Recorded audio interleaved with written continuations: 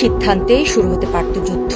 আকাশে ছুটে যেত মিসাইল, ছাই হয়ে যেত শহর। ঠিক সেই মুহূর্তে একজন নারী ফাইটার জেটের ককপিটে বসে প্রস্তুত ছিলেন। তার নাম আয়েশা ফারুক।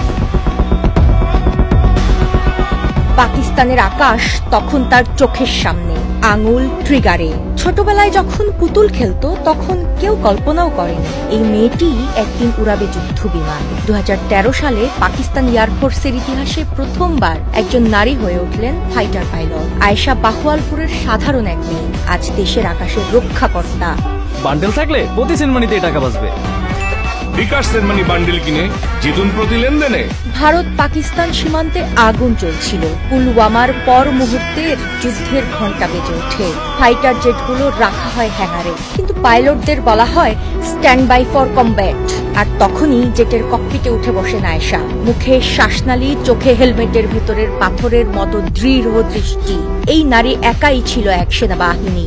দেশের আকাশে যদি একটা শত্রু বিমানও ঠোকে আমি থামাবো বলেছিলেন আয়েশা। তার চোয়াল শক্ত, গলার সুরে নিঃশব্দ আগুন। অস্ত্র ছিল প্রস্তুত। এক মুহূর্ত দেরি হলে আকাশেই শুরু হতো সংঘর্ষ। কিন্তু সেই মুহূর্তে নারীর সাহস ও আত্মনিয়ন্ত্রণ যুদ্ধকে ধীরে ঠেলে দেয় পেছনে।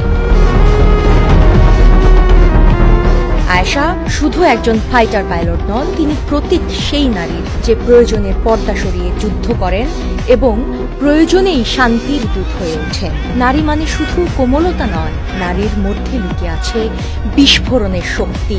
সেই যুদ্ধের প্রহরার গল্প আজ ইতিহাস।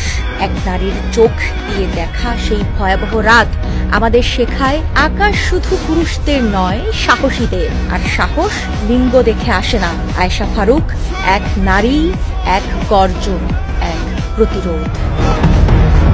UK Asha, channel I.